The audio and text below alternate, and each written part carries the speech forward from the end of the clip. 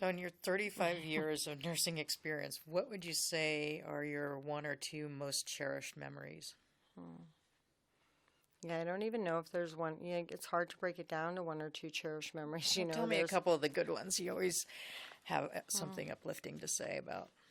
Well, there's lovely kids. Like, back in Canada years ago, 30 years ago, I worked on a medical floor that had everything from eating disorders to, it was a teenage floor. So if you're a teenager from 9 to 19, you're on there. So it could be cystic fibrosis, it could be eating disorders, it could be cancer, it could be kidney transplants. It was an incredible unit.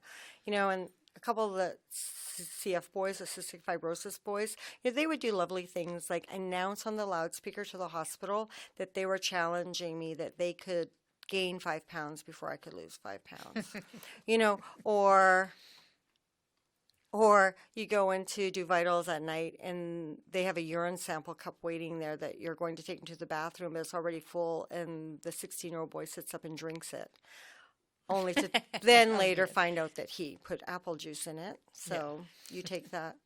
There's memories like that all the time. There's piercing an 11-year-old's ears the night before he died because he wanted to have earrings in heaven.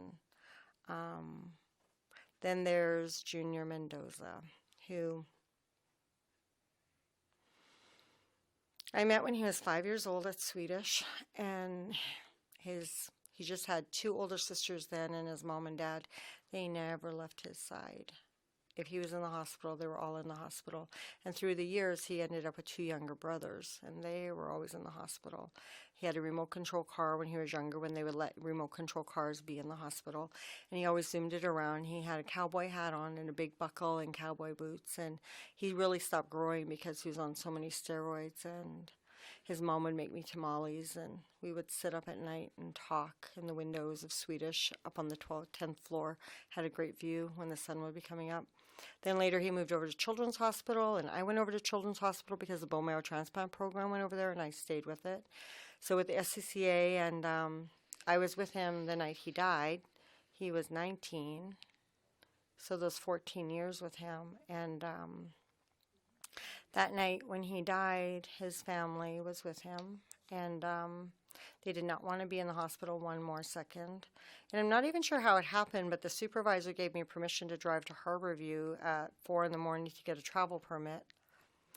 And then I came back to the hospital and bathed him. And then